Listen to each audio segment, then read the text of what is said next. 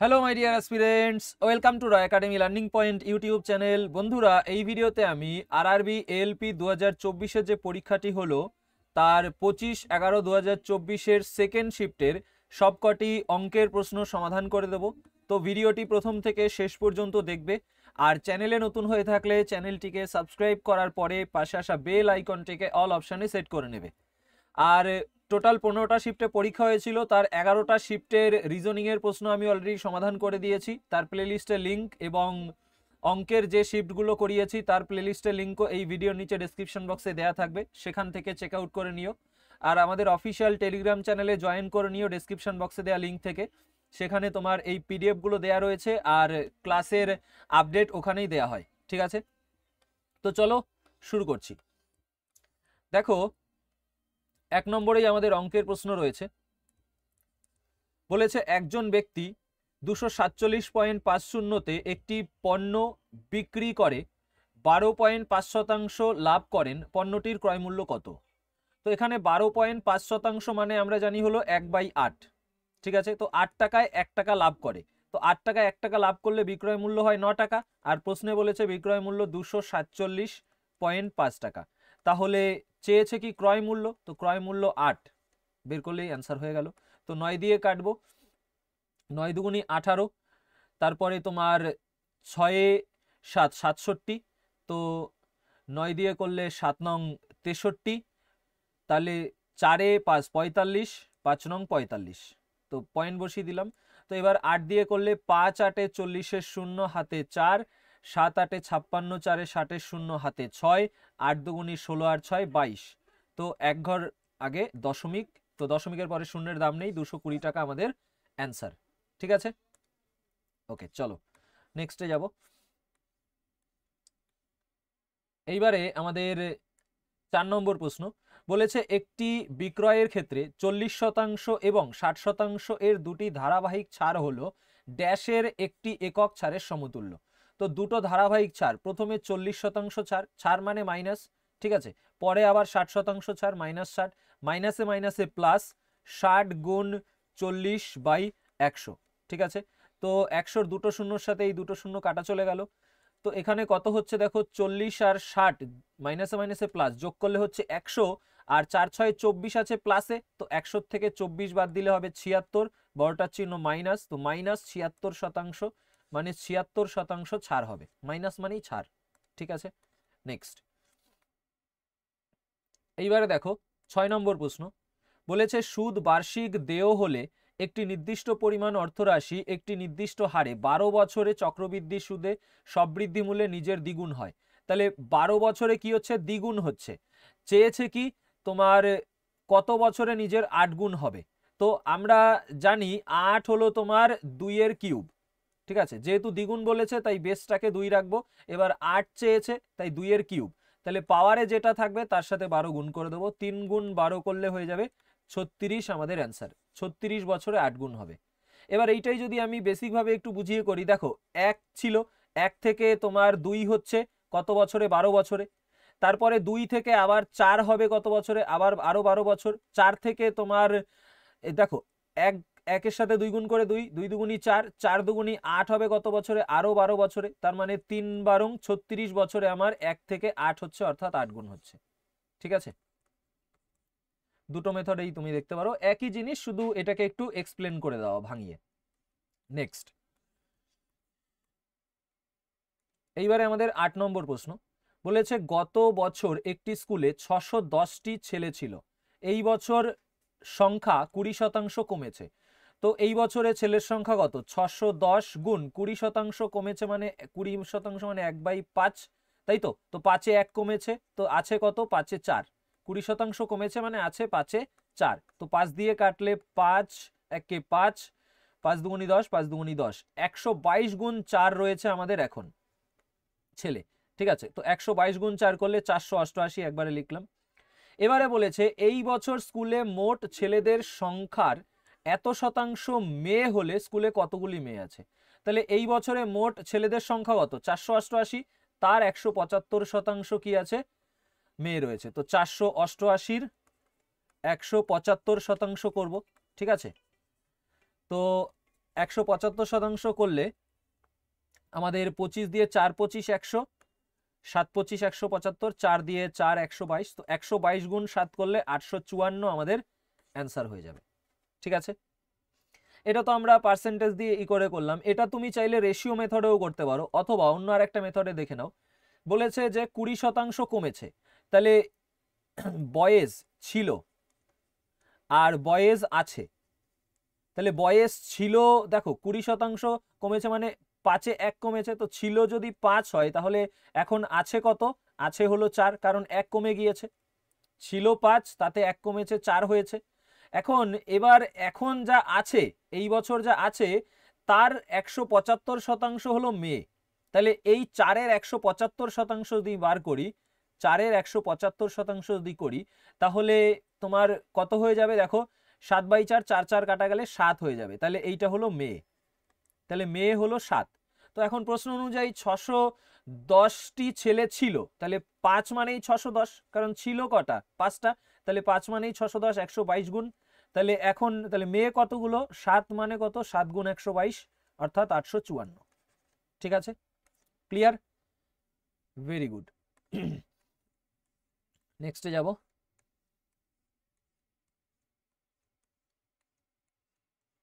পরের অঙ্ক এই যে, এইবারে আমাদের 16 নম্বর প্রশ্ন। দেখো 16 নম্বর প্রশ্নে আছে কি, যদি 4 sin square theta equal to 1 এবং থিটা একটি সূক্ষ্মকোণ হয়, তো এখান থেকে আগে থিটার মানটা বার করে নিয়ে দেখো, sine square theta equal to 4টা এপাশে আসলে 1/4, স্কয়ারটা যদি কেটে দেই তাহলে এপাশে বর্গমূল, তাহলে 1/2, তাহলে সাইন থিটা 1/2, তাহলে থিটা কত হবে? থিটা হলো 30 ডিগ্রি। তাহলে কজ স্কয়ার থিটা, তাহলে cos 30 মান কত? cos 30 হলো তোমার √3/2 তার square, plus tan square theta, তো tan 30 কত? 1/√3 তার স্কয়ার। তো এটা সমাধান করলেই হয়ে গেল। তো √3 স্কয়ার করলে 3/4 প্লাস 1/3, তো নিচে 3 4 12, 4 দিয়ে ভাগ করলে 3, 3 3 9, আর 3 দিয়ে ভাগ করলে 4, তো 9 আর 4 13, তো 13/12 আমাদের অ্যান্সার। ঠিক আছে, চলো নেক্সটে যাই। এইবারে 17 নম্বর, 30 এবং 50-এর মধ্যবর্তী সমস্ত মৌলিক সংখ্যাগুলির গড় কত? তো 30 ও 50-এর মধ্যবর্তী মৌলিক সংখ্যার গড় চেয়েছে। 30-এর পরের মৌলিক কত? 31, তারপরের মৌলিক কত? 32, 33, 34 করে এভাবে করে 37 হচ্ছে পরের মৌলিক। 37-এর পরে মৌলিক সংখ্যা হলো তোমার 41, 41-এর পরে 43, 43-এর পরে হবে 47। তো এই 5টা মৌলিক রয়েছে, তো এদের যোগ করতে হবে। তো 7 3 10, 7 17 18 19-এর 9, হাতে আমার 1, 3 4 12 আর 1 13 আর 6 19, 199 হলো মোট। চেয়েছে গড়, 5 দিয়ে ভাগ করে দেবো, 5 দিয়ে 3 5 15, 4 9 49, তো 5 নং 45, তারপরে 4 থাকে হাতে, দশমিক বসিয়ে শূন্য নিলে 4 0 40, তো 5 8 40, তো 39.8 আমাদের অ্যান্সার। ঠিক আছে, নেক্সট। এইবারে দেখো 18 নম্বর, বলেছে একটি আয়তক্ষেত্রের বাহুগুলির অনুপাত 8:10, পরিসীমা 90, তাহলে আয়তক্ষেত্রটির ক্ষেত্রফল কত? আমরা জানি যে পরিসীমা হলো তোমার 2 গুণ দৈর্ঘ্য যোগ প্রস্থ, তাহলে 2 গুণ দৈর্ঘ্য হলো 10x আর প্রস্থ 8x ধরে নিলে, তাহলে 10 আর 8 18x, দৈর্ঘ্য 2 গুণ দৈর্ঘ্য যোগ প্রস্থ সমান 90। ঠিক আছে, তো এখানে 2 দিয়ে কাটলে 45, আবার এখানে তোমার 9 দুগুণী 18, 5 নং 45, তাহলে x সমান সমান 5/2 মানে 2.5, x এর মান হচ্ছে 2.5। তো এখন আমাদের দৈর্ঘ্য কত? তাহলে 8 গুণ 2.5, এটা দৈর্ঘ্য, সরি এটা প্রস্থ, তার সাথে আমরা দৈর্ঘ্য গুণ করব 10 গুণ 2.5 করলে এটা কি পেয়ে যাব? ক্ষেত্রফল। দেখো প্রস্থ গুণ দৈর্ঘ্য করলে ক্ষেত্রফল পাওয়া যায়। ঠিক আছে, তো এটা একবারেই আমরা এখানে করতে পারতাম। দেখো 8 গুণ 2.5 করলে 8 25 200, তো সেটা হয়ে যেত 20, আর 10 গুণ 2.5 করলে হতো 25, তো 25 দুগুণী 50, 500, এটা আমাদের অ্যান্সার। ঠিক আছে, তো এটা লেন্থ, এটা ব্রিথ ইনটু করলে আমাদের কি পাবো? এরিয়া। ঠিক আছে, ওকে, চলো নেক্সট। এইবারে দেখো 19 নম্বর প্রশ্ন, বলেছে একজন মাঝি স্থির জলে 3 কিমি প্রতি ঘন্টা গতিতে নৌকা চালাতে পারেন, 50 কিমি স্রোতের দিকে যাওয়ার তুলনায় 50 কিমি স্রোতের বিপরীত দিকে যেতে তার দ্বিগুণ সময় লাগে। তাহলে অনুকূলে আর প্রতিকূলে, অনুতে টাইম বলে দিয়েছে, দেখো অনুতে যদি 1 লাগে প্রতিকূলে 2 লাগে, স্রোতের বিপরীত মানেই প্রতিকূল আর স্রোতের দিকেই মানে অনুকূল, ঠিক আছে। তো এখন অনুকূলে 1 হলে প্রতিকূলে 2, তো স্পিড কি হবে, স্পিড হয়ে যাবে 2:1, ঠিক আছে। এখন এখান থেকে আমাদের দেখো আমরা জানি যে তোমার নৌকার বেগ ইস্টু, যদি আমি স্রোতের বেগ বার করি, নিচে নিচে নিচে লিখছি নৌকা আর স্রোত, নৌকার বেগ কি হয়, নৌকার বেগ সমান সমান হয়ে যায় তোমার অনু যোগ প্রতি, অনুকূলের বেগ যোগ প্রতিকূলের বেগ ভাগ 2, আর স্রোতের বেগ কি হয়, স্রোতের বেগ হয় তোমার অনু বিয়োগ প্রতি ভাগ 2, ঠিক আছে। তাহলে নৌকার বেগ দেখো এটা 2x আর এটা x যদি ধরে নেই, তাহলে 2x আর x যোগ করলে 3x/2, আর স্রোতের বেগ কি হয়ে যাবে দেখো 2x - 1x, দেখো অনু বিয়োগ প্রতি, 2x থেকে x গেলে x/2, তো এই 2 2 কাটা x কাটা, তাহলে 3/1 হলো। তাহলে নৌকা আর স্রোতের বেগের অনুপাত পেলাম 3:1, 3:1। আর প্রশ্নে নৌকার বেগ বলেই দিয়েছে যে 3, তাহলে 3 মানে যদি 3 হয় 1 মানে 1 হবে। চেয়েছে কিসের বেগ বলো, চেয়েছে স্রোতের দিকে যেতে কত গতি ছিল, স্রোতের দিকে মানে অনুকূলের বেগ চেয়েছে। তো অনুকূলের বেগ কত হবে, অনুকূলের বেগ হয়ে যাবে দেখো আমাদের অনুকূলের বেগ কি হয়, অনু হলো তোমার নৌকা যোগ স্রোত, নৌকা যোগ স্রোত, তার মানে 3 যোগ 1, 4 কিমি প্রতি ঘন্টা, ঠিক আছে, ক্লিয়ার। অনুকূলের বেগ হলো নৌকা যোগ স্রোত, আর প্রতিকূলের বেগও আমি লিখে দেই সূত্রটা এখানে, প্রতিকূলের বেগ হলো তোমার নৌকা বিয়োগ স্রোত, ঠিক আছে। তো এইগুলো তো লিখলাম এখানে সূত্র, এই অবধি এইগুলো শুধু, আর সমাধান এখানে, ঠিক আছে। আশা করি ক্লিয়ার হয়েছে তোমাদের। চলো, এটা আমি যখন ওয়াইসিটি আরআরবি বই করিয়েছি সেম প্যাটার্নের কোশ্চেন খুব সহজে কিভাবে করা যায় আরও মেথড দেখিয়েছি আমি, তো সেই ক্লাস দেখে নিও। এবার আমাদের 26 নম্বর প্রশ্ন বলেছে একটি পণ্যের উপর 20% হ্রাস পায়, উপর কর 20% হ্রাস পায় এবং এটির ব্যবহার 15% বৃদ্ধি পাচ্ছে, কর 20 হ্রাস পাচ্ছে, ব্যবহার 15 বৃদ্ধি, তো এটা সাকসেসিভ হচ্ছে, তো 20 হ্রাস পাচ্ছে, ব্যবহার 15 বাড়ছে, তাহলে হ্রাস মাইনাস বৃদ্ধি প্লাস, প্লাসে মাইনাসে মাইনাস।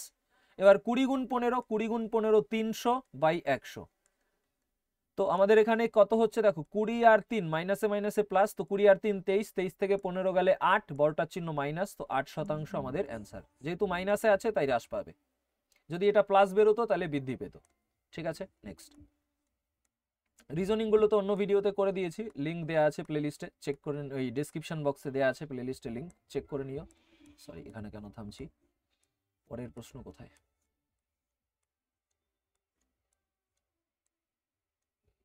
এইবারে দেখো 39 নম্বর বলেছে এত এর লসাগু নির্ণয় করো। তো লসাগু করার সময় সব থেকে বড় সংখ্যাটা ধরবো 140, 140 এখানে আছে নেই, 140 দুগুণী 280 আছে নেই, 3 14 42, 420 রয়েছে, 420 আমাদের অ্যান্সার হয়ে যাবে, ঠিক আছে।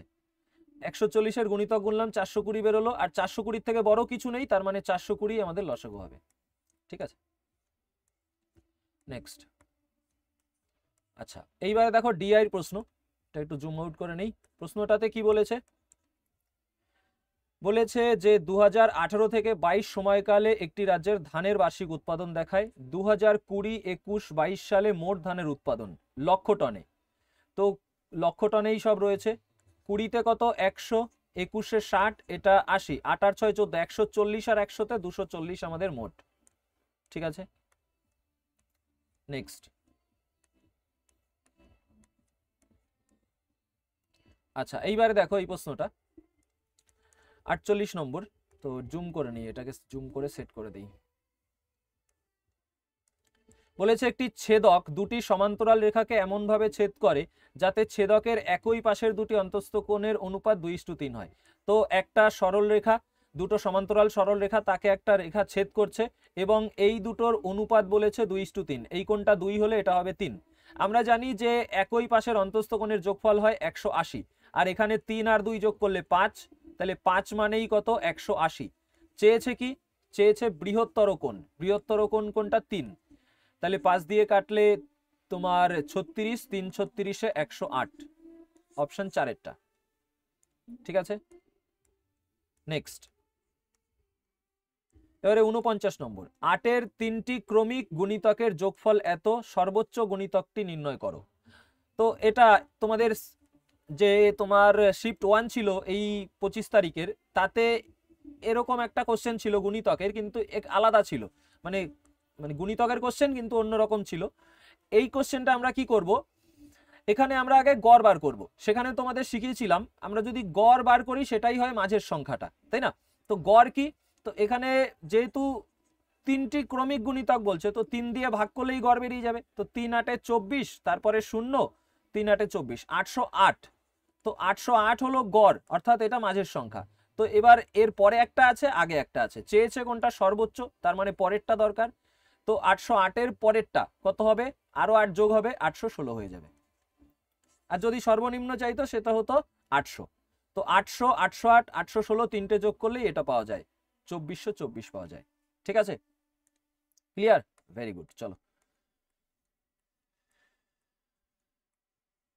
এই যে বলেছে নিম্নে প্রদত্ত কোন সংখ্যাটি 4 দ্বারা বিভাজ্য। 4 দ্বারা বিভাজ্য নিয়ম হলো শেষের দুটো অঙ্ক 4 দ্বারা বিভাজ্য হলেই বিভাজ্য হয়। তো 24 4 দ্বারা বিভাজ্য, তার মানে এইটা বিভাজ্য। ঠিক আছে, নেক্সট। 4 6 24, তাই না? পরের প্রশ্ন, 61 নম্বর। এখানে যে প্রশ্নটা রয়েছে, প্রদত্ত রাশিটি সরল করুন। তো এটাকে বেসিক ভাবে করতে পারো, যে এটাকে এ, এটাকে বি ধরে a minus B whole square, আবার এখানটায় ধরো এটাকে এম, এটাকে এন ধরে M minus M plus N এর হোল স্কোয়ার, তারপরে এটা সমাধান করতে পারো। করলে পরে একটা অ্যান্সার পাবে। কিন্তু আমি তোমাদের এখানে একটা স্মার্ট মেথড শেখাবো, স্টার মার্ক দিয়ে রাখো এই কোশ্চেনটাতে। যখনই এরকম থাকবে, আমরা এখানে এক কাজ করতে পারি, ওয়াই সমান জেড সমান 1 ধরে নিতে পারি, এদের মান 1 ধরে নিতে পারি। ওয়াই আর জেড এর মান যদি 1 ধরে নেই, তাহলে আমাদের অঙ্কটা সহজ হয়ে যাবে। কিরকম? এখানে দেখো ওয়াই জেড যখনই 1 ধরছি, সব ওয়াই জেড গুলো কাটা চলে যাচ্ছে, তাই না? তো আমাদের এটা কত? 2, 5 থেকে 2 গেলে 3, মাইনাস 3 এর স্কোয়ার করলে কত পাবো? 9 পাবো। এখানে 5 আর 2 7, 7 এর স্কোয়ার করলে কত পাবো? 49 পাবো। আর এখানে রয়েছে 25, জেড স্কোয়ার মানে 1 স্কোয়ার করলে 1 হয়, তো 1 এর সাথে 25 গুণ করলে 25ই থাকে। তো 49 থেকে 25 গেলে 24, 24 আর 9 33, কত হলো? 33।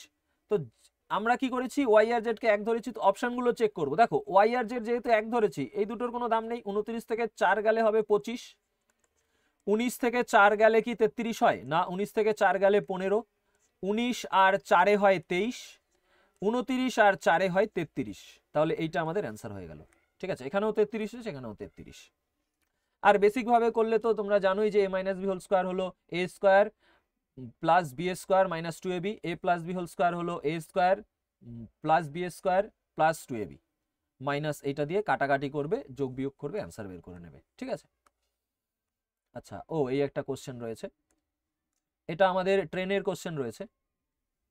কি বলেছে? 250 মিটার দৈর্ঘ্য বিশিষ্ট দুটি ট্রেন সমান্তরাল লাইনে বিপরীত অভিমুখে চলেছে, তাদের গতি 90 কিমি প্রতি ঘন্টা, 60 কিমি প্রতি ঘন্টা হলে কত সেকেন্ডে তারা একে অপরকে সম্পূর্ণভাবে অতিক্রম করবে? তো এখানে বিপরীত দিকে চলছে, তার মানে আপেক্ষিক বেগ কি হবে? প্লাস হবে। আপেক্ষিক বেগ হয়ে যাবে 90 আর 60 যোগ করলে 90 যোগ 60 অর্থাৎ 150। ঠিক আছে, 150 কিমি প্রতি ঘন্টা। এখন এই 150 কিমি প্রতি ঘন্টা বেগে কি করবে? 250 মিটার দৈর্ঘ্য দুটি ট্রেন বলছে, তাহলে দুটো ট্রেনের দৈর্ঘ্য কত? 250 দুগুণি 500, 500 মিটার দুটো ট্রেনের দৈর্ঘ্য। দেখো একটা ট্রেন যদি 250 হয়, দুটো হবে 500, তো এইটাকে অতিক্রম করবে। এবার এটা আছে কিমি প্রতি ঘন্টা, তো মিটার প্রতি সেকেন্ডে নিয়ে যাই, 150 গুণ মিটার প্রতি সেকেন্ডে নেওয়ার জন্য 5/18 দিয়ে গুণ করব। তো আমাদের এটা 1 সেকেন্ডে যাচ্ছে এত মিটার, এটা হলো মিটার প্রতি সেকেন্ড। 1 সেকেন্ডে এত মিটার, তাহলে 500 মিটার যেতে কত সময় বেরিয়ে যাবে? ঠিক আছে, তাহলে 500 মিটার যেতে তাহলে 150 গুণ 5/18, তো এটাকে উল্টে দিলে নিচে 5, উপরে চলে যাবে 18। তো এখন 0 0 কাটা, তো 5 10 50, এবার 18 10 180, 15 দিয়ে কাটলে 12 15 180। ঠিক আছে, 18 10 180 কে 15 দিয়ে কাটলে 12 15 180, 12 সেকেন্ড অ্যান্সার। ঠিক আছে, চলো এই যে এবারে আমাদের দেখো টাইম অ্যান্ড ওয়ার্কের কোশ্চেন রয়েছে। বলেছে যদি 25 জন লোক 8 দিনে দৈনিক 15 ঘন্টা কাজ করে 5 ইউনিট কাজ শেষ করতে পারে, 12 জন লোক দৈনিক 20 ঘন্টা কাজ করে 10 ইউনিট কাজ করতে কতদিন সময় নেবে? তো এটা MDH/W ফর্মুলা দিয়ে হবে, MDH/W, ঠিক আছে। তো দুদিকে MDH/W সমান করব। তো ম্যান কত 25 গুণ দিন কত 8, ডি হলো 8, এইচ আওয়ার কত 15 ঘন্টা করে, আর ডাব্লিউ হলো ওয়ার্ক কত একক কাজ 5 ইউনিট কাজ মানে 5 একক সমান। তো এখানে আমাদের যা বেরোবে, এপাশেও আমার একইভাবে একই কাজ, তাই না? কাজ তো ইসে একই কাজ না, 10 একক কাজ এবারে। তো এখানে আমাদের এপাশেও MDH, ম্যান কত 12, ডে কত জানি না, ডি লিখে দিলাম, এইচ কত 20, আর টোটাল ওয়ার্ক কত 10, কাটাকাটি করব 5 দুগুণি 10, তো 2 দিয়ে যদি কাটি 10 দুগুণি 20, ঠিক আছে। তো এখানে আমাদের দেখো 12 আর 10, 12 10কে 120, 8 দিয়ে কাটলে 8 15 120, 15 দিয়ে কাটলে 15 15 কাটা, তাহলে ডি সমান সমান 25, ঠিক আছে। ক্লিয়ার? কাটাকাটি নিজের মতো করে করবে, অঙ্কটা বোঝার চেষ্টা করবে আগে, তাহলেই হবে।